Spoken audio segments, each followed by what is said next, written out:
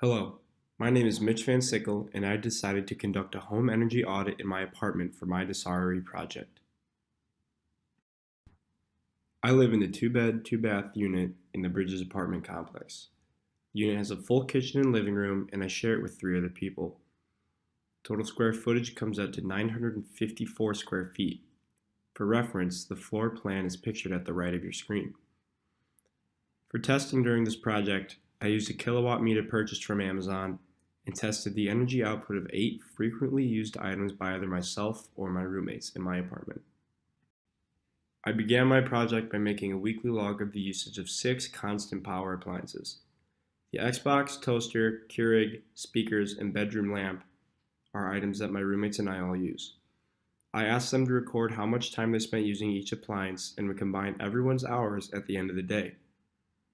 The Keurig and toaster were a little more tricky, as the time they are used is very short. I ended up timing exactly how long 1 cup of coffee took to make and timing exactly how long 1 use of the toaster took.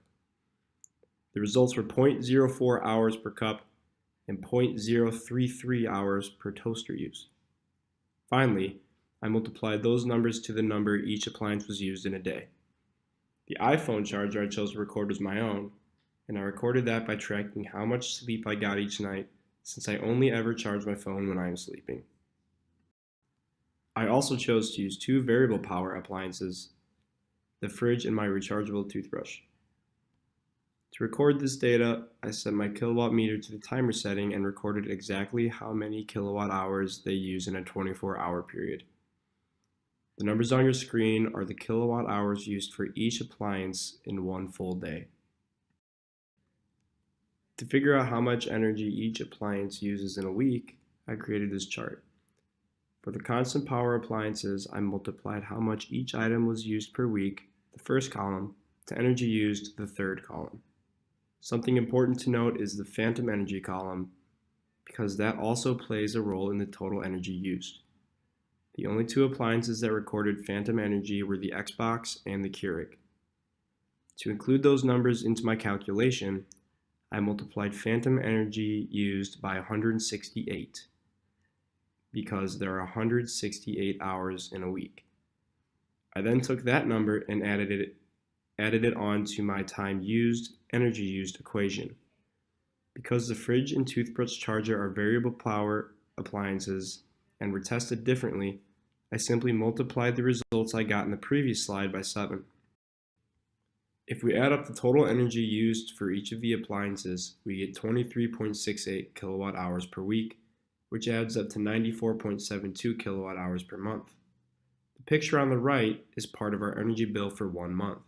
As you can see, we used a grand total of 435 kilowatt hours. That being said, the 8 appliances I chose come out to 21.74% of our entire bill, proving that they are some of the most used in the apartment. Compare that to my neighbors, and you see that we use more energy than the average room. As I was testing, 1 appliance really stood out to me, my Philips toothbrush charger. For being so small, it uses second highest energy per week, only behind the fridge.